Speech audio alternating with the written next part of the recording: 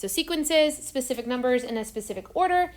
They're called terms with the subscripts a sub 1, a sub 2. Cool. So if we just look at these different types of sequences, we have two general types of sequences. One of them is called an infinite sequence, and the other one is called a finite sequence. Finite means we have a specific number of terms in it, like it's a closed group, like you have 5 terms in that group, in that sequence. Infinite means that it's going to keep going like a function does to positive or negative infinity. We indicate that sequences are infinite by ending them with a ... That is technically called an ellipses, not an ellipse like the conic circle, but ellipses like in English. That's like technically what it's called. Spelled very similar to ellipse, just with an IS instead of ES for ellipses, but ... at the end to indicate that it's going to keep going. We're just going to be done writing it because we're not going to write it for forever.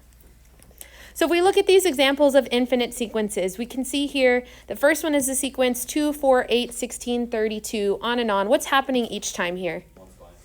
It's doubling. So we can write formulas for sequences like this one. This is the formula for that sequence. Depending on the number, the n, that it is in the sequence will change the number that is the output.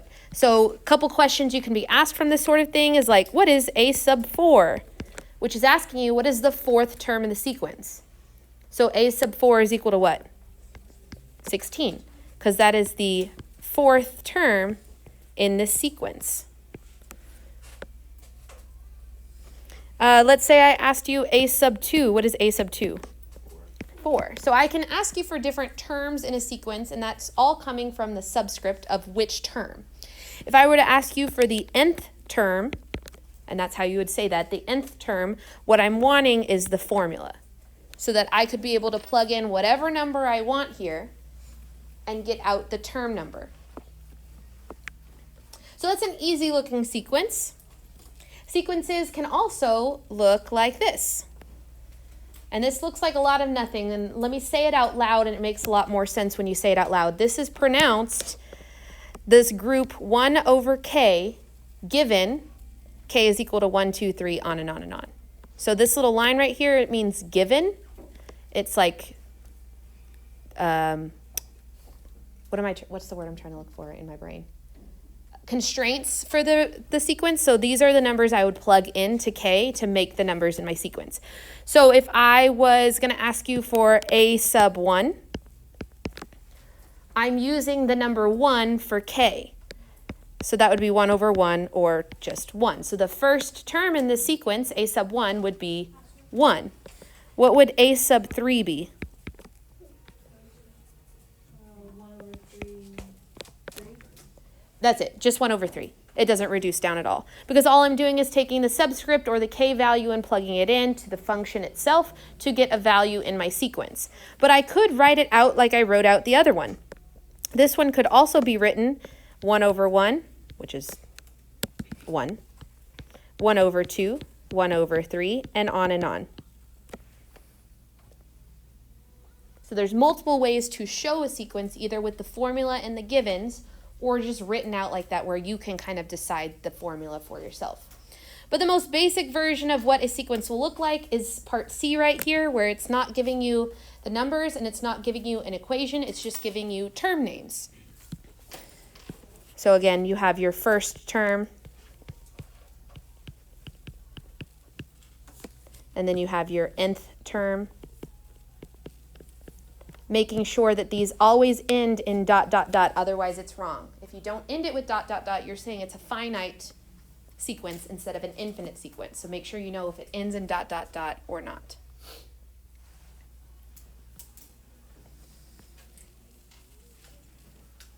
On the other hand, finite sequences, not as commonly used because they only have a certain domain, essentially, a certain number of terms. So this is a finite sequence. Notice it does not end in ... So it only has a certain number of terms. How many terms total are in this sequence? 5. That's the kind of questions you can be asked with sequences. Really not all that difficult, but with the same way you can answer questions like this. You could say a sub 1 is equal to what? What is a sub 1? 5 because the first term in the sequence is 5. I could ask you a sub 5 and you would say 25. Could I ask you a sub 6? No, because we don't have a sixth term in this sequence because it's a finite sequence. So that's the difference between finite and infinite sequences. We can use different definitions for sequences, and this is where it starts to get kind of confusing. For both finite and infinite sequences, you can write what are called explicit or recursive definitions. An explicit definition is it depends on what we're doing with it. Generally, easier one to use. An explicit definition is like a good old-fashioned formula. All you have to do to find the term is plug in the term number. So the ones we were looking at up above were explicit sequences, because if I was just like, find the fifth term, you could plug 5 into the formula, evaluate, and be done. The terms are independent of each other. It's an explicit definition. Here are some examples of explicit definitions for us to use. What we're going to do is we're going to find the first 4 terms and the 100th term for the sequence. So for this one, sequence A, if we wanted to find the first 4 terms, that means we would want a sub 1, or just plugging 1 into the formula. 1 squared minus 1, that's 0. A sub 2 is found simply by plugging 2 into the formula and evaluating. 2 squared minus 1 is 3. Do you see how this works? So we can do a sub 3, which is 3 squared minus 1, that's 8. A sub 4, which is 4 squared minus 1, that's 15. And on, because we just wanted the first 4. We can also find the 100th term by plugging 100 in. 100 squared is 100,000. No, did I add too many zeros? 10,000. So 10,000 minus 1 is 9,999.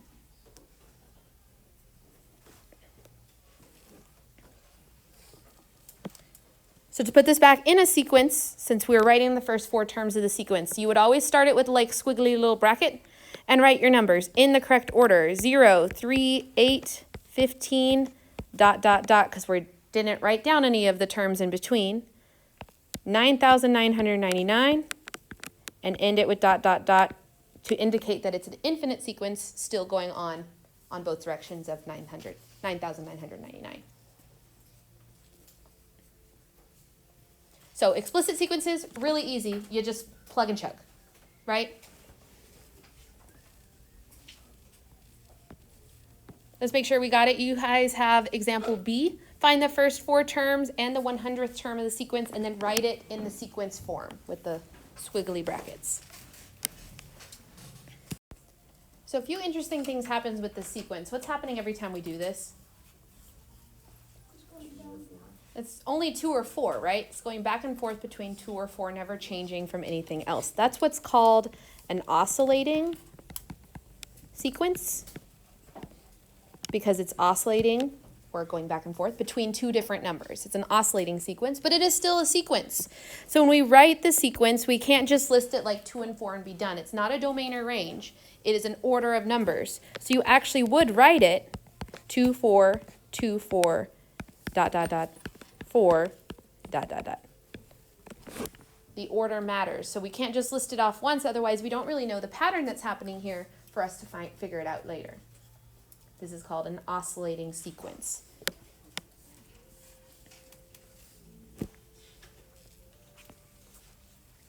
So explicit formulas, very easy to use. You just plug the number in and evaluate so that you can find the different numbers in the sequence.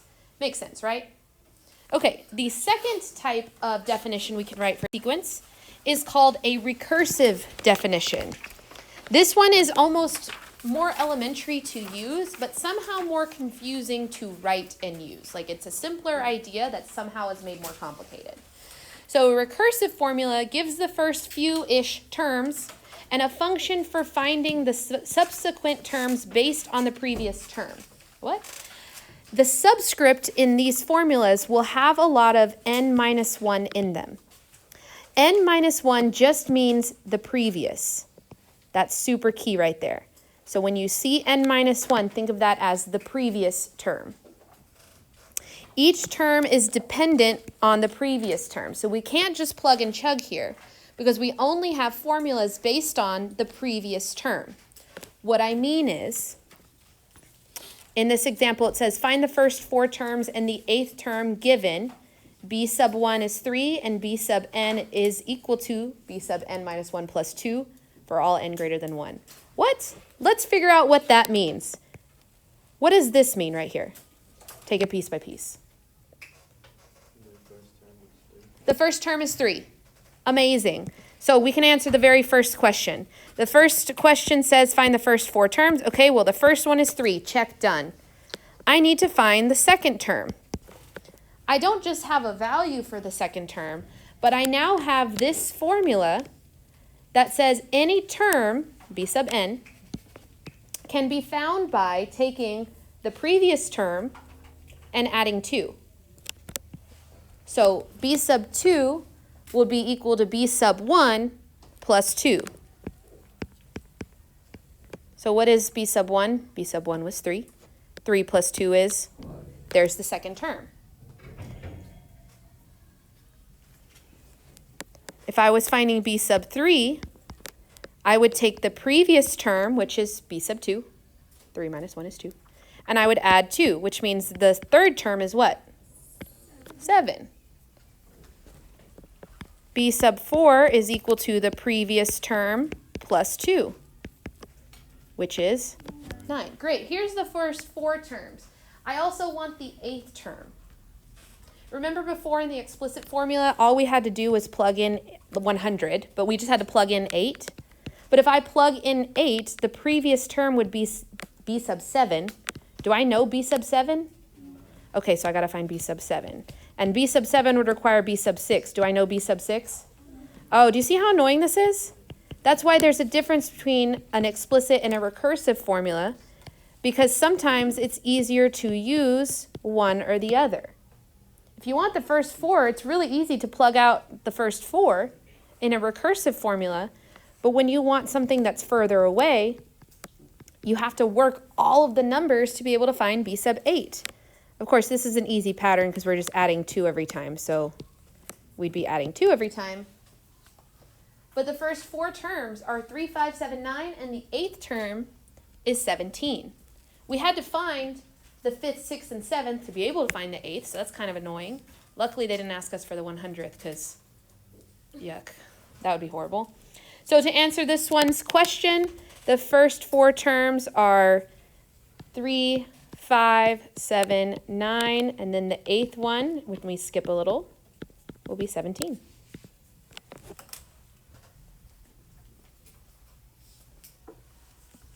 So with recursive formulas, like I said, they're very easy because it's literally just telling you add 2 every time, but they require you to find every term in between because they are dependent on each other. You can't just plug something in and roll with it. After lunch, we will do that next example. Okay, so right before lunch, we did the first example on this page of finding the first 4 terms and the 8th term, where we had a recursive sequence. The second example you're going to work with, but let me help you read. Okay, in this example, what is the first term? Oh, my iPad. Remember, the first term is A sub 1. It gives you extra information, A sub 0, but A sub 1 is considered to be the first term. So if we have the first term, we would say A sub 1 equal to 1. The pattern then says the following. A sub k, or the next term in the sequence, is found by A sub k minus 2 plus A sub k minus 1. How do you think we read that?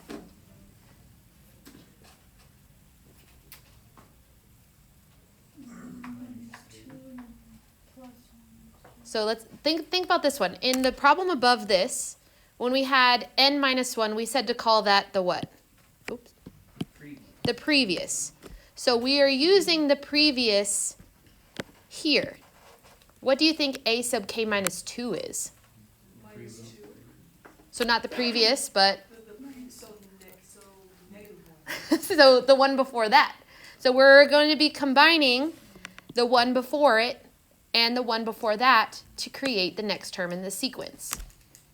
So I'll help you with a sub 2, and then y'all will finish it out. So a sub 2 would be equal to a sub 0, 2 minus 2 is 0, plus a sub 1, 2 minus 1 is 1. So we have a value for a sub 0, it was in the given, and we have a value for a sub 1, it was also in the given. So what is this one? 2. Okay, I'm going to let you finish the first 6 terms of this sequence. Okay, so if we were to do this, a sub 3 would be a sub 1 plus a sub 2, which would mean this one is 3. What'd y'all get for a sub 4? And then a sub 5, and a sub 6, 13. So this sequence, the first 6 terms of it, are 1, 2, 3, 5, 8, 13. Now make sure that it keeps going because we're indicating that it's an infinite sequence that keeps going for forever. Now this is an interesting example because this sequence is actually a famous sequence. It's called the Fibonacci sequence, which is fun to say. Y'all try saying that once. Here, I'll write it. The Fibonacci sequence, which is really fun. The Fibonacci sequence is something that shows up a lot in nature. If you've ever seen something like this, have y'all ever seen one of these spirals? Yeah, this is the picture you have of that person falling. It's the picture I have of Leslie Knope falling. It's this art picture over here. It is the Fibonacci sequence. If I were to zoom in on this, you see the numbers? Do you recognize oh, you can't see the numbers because I have the game. Don't move the game. If you see the numbers, you have 1, then 3, then 5, then 8, 13. If we kept going, 8 plus 13 is 21, and then 34, and then 55. Okay, so the Fibonacci sequence is a really, really famous sequence that we have. So that's pretty cool that you just discovered the Fibonacci sequence. Cool, cool, cool. Okay, so other things we can do with sequences include finding their limits. We've talked about limits before in this class. The limits for infinite and finite sequences are different. If the limit is wow, words are so hard today. If the limit is a finite number L, we start to use this language for sequences, calling it a converging sequence, and L is the limit of the sequence. If the limit is infinite or non-existent, so if we get infinity or does not exist, then the sequence diverges. So this is new vocabulary for limits, converging and diverging. But what's really easy about limits, since we've talked about them before, we have 3 acronyms that will help us figure out the limits. Does anyone remember those 3 acronyms? Huh? Sorry. 3 acronyms that would maybe help us find limits. We use them when we used rational functions. Beginning, middle, end. No. No. We use them for horizontal asymptotes. Oh, Which are a axis. No, H-O-A. no, they all start with B's. Oh, there we go. Betsy, Bobo, and Botan. If your sequence is a Bobo equation sequence, so bigger on bottom, then this limit is going to be 0 and it converges. If it's a Betsy, so the bottom is equal to the top, it converges to the dividing of the coefficients. But if it is a Botan, that means it has no limit or the limit is infinity. It's a diverging sequence because it means it's not going towards a particular number. So very easy, we can just look at the formulas for each one of these to decide if it's convergent or divergent. So for number 1, to determine if it's convergent or divergent, we just look at the formula. This one gave me the formula. Is that formula Bobo, Botan, or Betsy? Where is the exponent bigger? On the top or on the bottom? Oh, the bottom. The bottom. There's only a letter to have an exponent on the bottom. So this is bigger on bottom. This is a Bobo question. Since it's Bobo, we know 2 things. We know number 1 that this converges. That's the new vocabulary. The sequence will converge or arrive essentially at a certain number. And that number, the limit as n approaches infinity, for this function, 1 over n, is going to be equal to 0, since we found this to be a Bobo sequence. For the second example, did we get a formula from the sequence? No, so we actually have to find the formula for the sequence. Essentially, we have to find the pattern. Now, it's not going to be as easy as the patterns you had in your blue kit earlier today. It's actually going to require some thought. So here's how I want you to think about these questions. This is the first term, the second term, the third term, the fourth term. Can you figure out any relationship between the term number and the term itself? They go up one. Which goes up 1? The numerator. The numerator goes up 1 from its term number, right? Yes. Okay, and what if I did this? How is the denominator related to the term number? Oh, so it's the same as the term number. So what you're saying is that this formula is 1 more than the term number on top and exactly the term number on bottom. There's my formula. That's the pattern. 1 more than the term sequence on top, so 4 plus 1 is 5, divided by the term number 4. 3 plus 1 is 4, divided by 3. So you see how you have to kind of like figure out the pattern? It's not necessarily plus 5. It's going to be some sort of formula. But this formula I found, is it Bobo, Botan, or Betsy?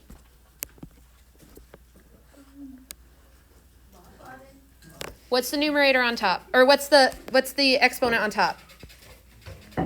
What's the exponent on bottom? So the bottom equals the top. This is a Betsy question. I forgot we have to do the exponents. I thought we were doing the Oh, no, not the, just remember it's the exponents. But since these are bottom equals top, we do actually use the coefficients here, because that's what the C tells me. It tells me coefficients. The coefficient of the top is 1, the coefficient of the bottom is 1, which means that the limit as n approaches infinity of this function that we found, n plus 1 over n, is going to be equal to 1.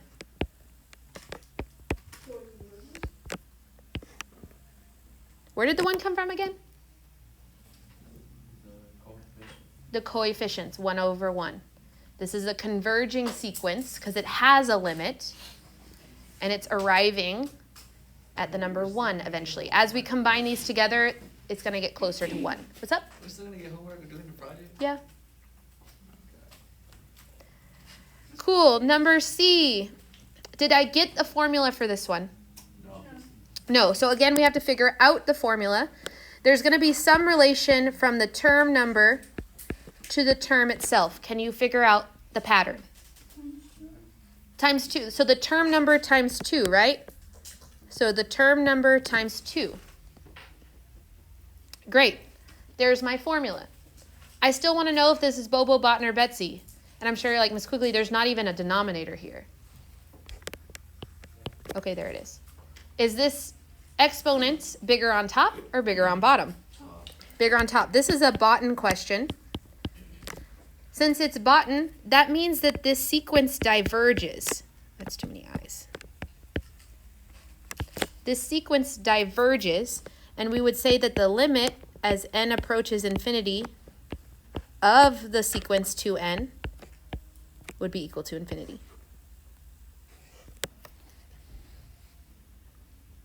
Which is the same fact we had for all Botan irrational equations, that their limit would go to infinity because it's bigger on top.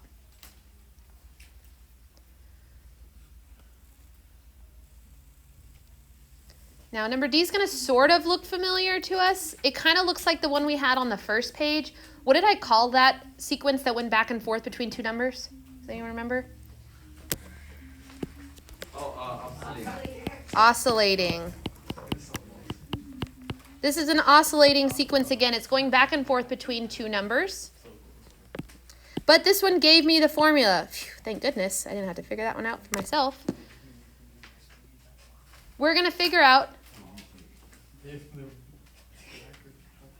I don't know what sentence I was about to say, because that's not going to be helpful. In an oscillating sequence, it's going to do something like this. If I were to graph it, it starts at -1 and then goes to 1 and then -1 and 1, something like this, right?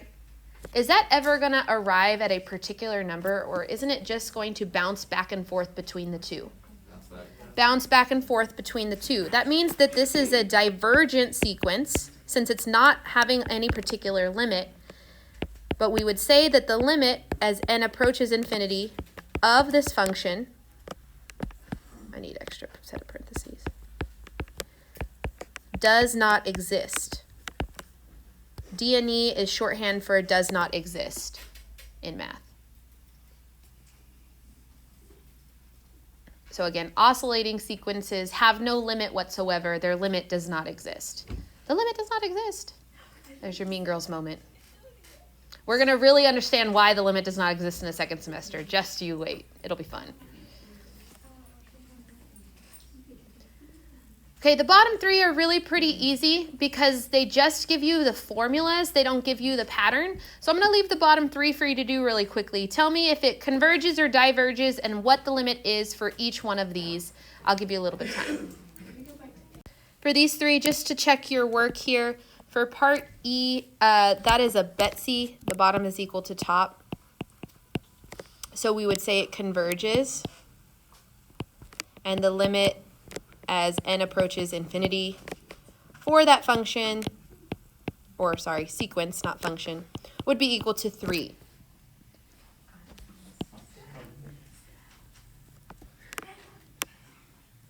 Wait, why is it equal to 3? It's a great question. Why is it equal to 3? Can somebody else answer that?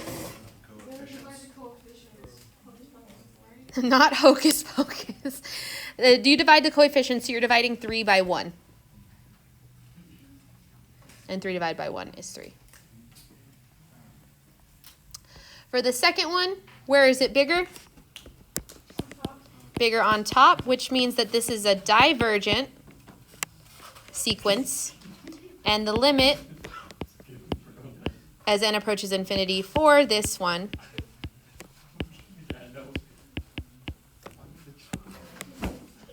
is equal to infinity.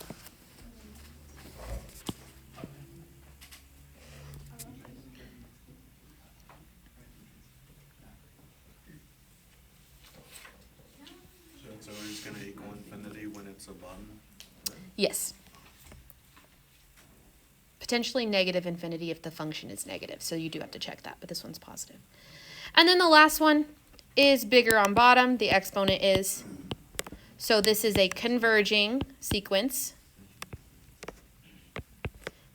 And the limit as n approaches infinity for 5n squared plus n plus 1 over n cubed plus 2n minus 1 is equal to 0. So those Bobo, Bot, and Betsy acronyms come back to haunt us yet again. So we can use them for functions, rational functions. We can use them for sequences, rational or polynomial. All's good.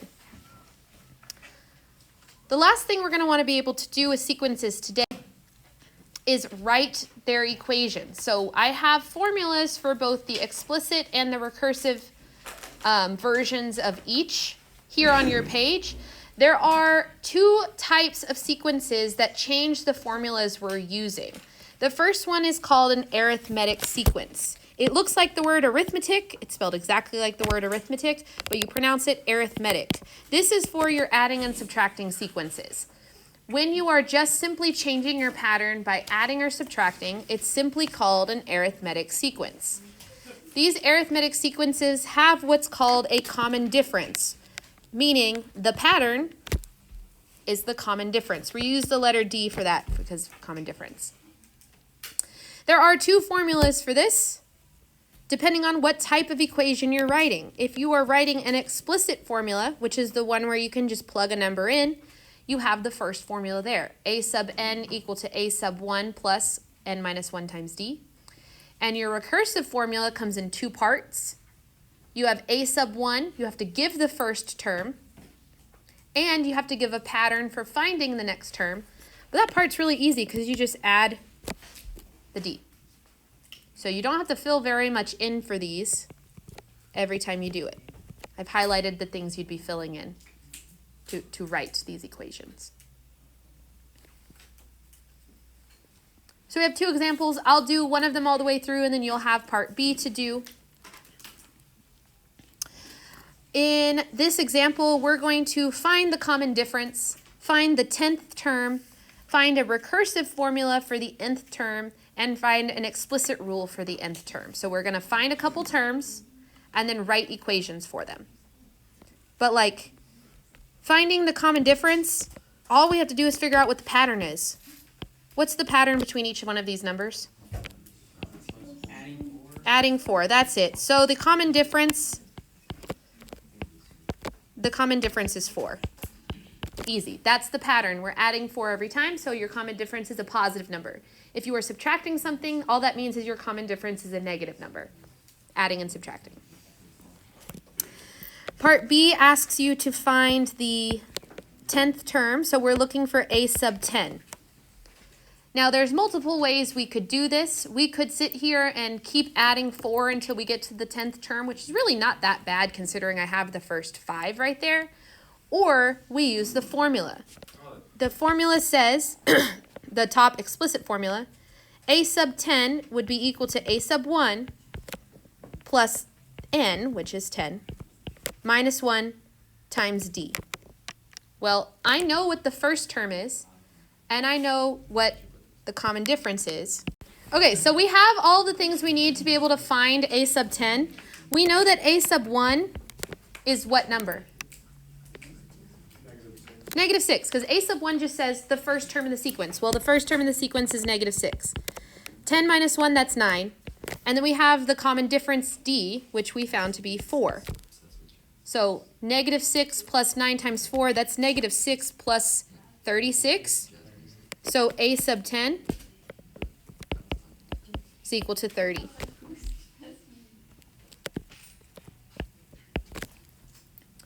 Part C asks you to write a recursive rule. So looking up at the top of the paper with the thing I put a little bubble around for the recursive formula, we have 2 parts to a recursive formula. The first part is the very first term. You have to give me the first term. Well, what's the first term? Great, done. After that, I just have to fill in the common difference. Everything else in the other part of that recursive formula you leave there. So we'd say the next term is found by taking the previous term and adding 4. Did we really score? Yeah. Okay, yes. So we just wrote most of the recursive formula. There is one part that you have to make sure you include every time. Because this is recursive, we have to have a boundary for the n. So we always say that n is greater than or equal to 2. You provided the reader of this formula the 1, a sub 1. So after that, when n is equal to 2 or anything else, that's when you take over and use the second part. Kind of like when we did piecewise functions. Remember how the domain told you which part to use? It's pretty obvious here that n is equal to 1. And it's pretty obvious here that it's when n is equal to 2 or more, which is why we use that. For the last part here, to find the explicit rule, all you will need to do is plug in the 2 parts to a sub n. The formula is a sub n equal to a sub 1, which we found to be negative 6, plus n minus 1 times the d value, which we found to be 4. Now we'd stop here, but that's not a nice looking formula. Like if I were to use that formula, I'd be kind of annoyed. I'm going to go ahead and do this and distribute. To save room, I'm going to go this direction. This would be negative 6 plus 4n minus 4. Then I notice that I have 2 common terms here, so I can combine that to 4n minus 10. That's the explicit rule that does the exact same thing that part C does. So I could use either one of them, either the explicit or the recursive formula. Yes? Yes. Cool. You guys have part B to work out. Yes, your common difference is a decimal. So sorry, you can handle it though. So there we have it. Common difference is negative, indicating we're subtracting. We found the 10th term, we found the recursive sequence, we found the explicit sequence. But all of this has been for sequences that are changing by addition and subtraction. There are also sequences that change by multiplication or division. So if we work on those formulas, they're the same processes, just a different formula. Oh my god. Oh, no, sorry. I got it. Okay. Right there. I'll zoom in so you can see it again. Okay, so these other sequences are called geometric sequences. Geometric sequences are sequences that are done by multiplication, but that can be multiplication by a whole number, indicating like typical multiplication. Okay, so geometric sequences, like I said, are sequences that are done by multiplication, either by a typical number, making the numbers bigger, or by a fraction, which makes it smaller. It's not really division, it's just multiplication by a fraction. So this is always going to be multiplication. These don't have common differences. They have what's called a common ratio. So we change the letter from D to R to indicate that it's a ratio of some sort. The formulas are used the same, but the formulas are different. Is that Jeopardy? For the explicit formula, you have a sub n equal to a sub 1 times the ratio to the n minus 1 power. And for the recursive formula, again, you give the first term, and then you show that the second term is being multiplied by just putting those numbers next to each other. A sub n minus 1 times r. I actually typically put the r in front of the a sub n minus 1 just because it's a number. It's not necessary. They can be in any order. But the things you'd fill in for this one is the r, the a sub 1, and the r. So again, not a ton we have to fill in to write these sequence formulas. And so we will do the same thing. I will find the first one with you, and then I will leave the second one for you to do. Part A says to find the common ratio, aka what's the pattern? What's the pattern here? Times 2. Very easy to identify the patterns of times 2, times 2, times 2. Great. That means that the common ratio is equal to 2.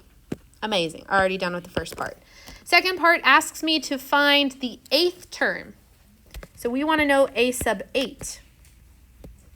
Well, a sub 8 is going to be equal to a sub 1 times r to the n minus 1. Well, n minus 1 is 8 minus 1, because n is 8, since we want to know the 8th term. What is a sub 1?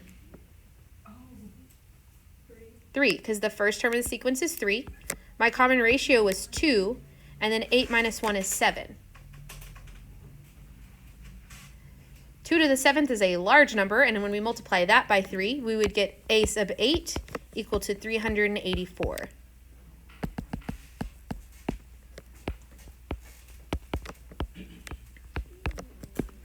All right, part C, the recursive formula. Again, we're just filling in the things we need to write that recursive or that dependent formula. It has 2 parts. The first part is the given. We are giving the first term, but what was the first term in the sequence? 3. It's the first number in the order.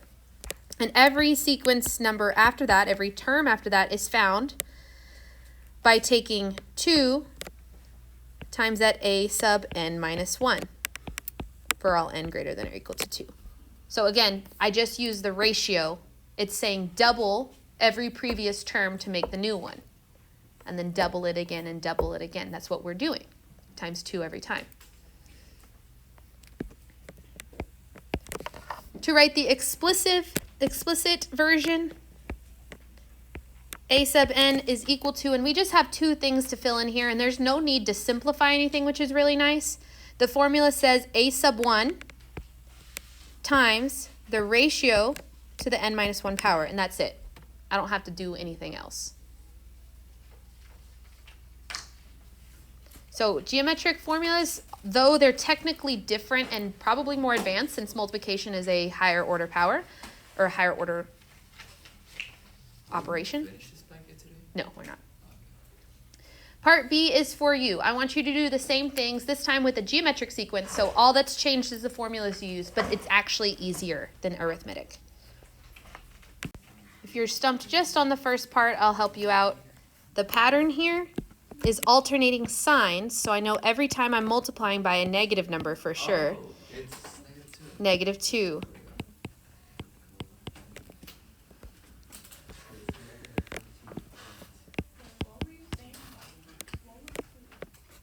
Okay, I'll leave you here to keep thinking. So this is what I would get for A through D.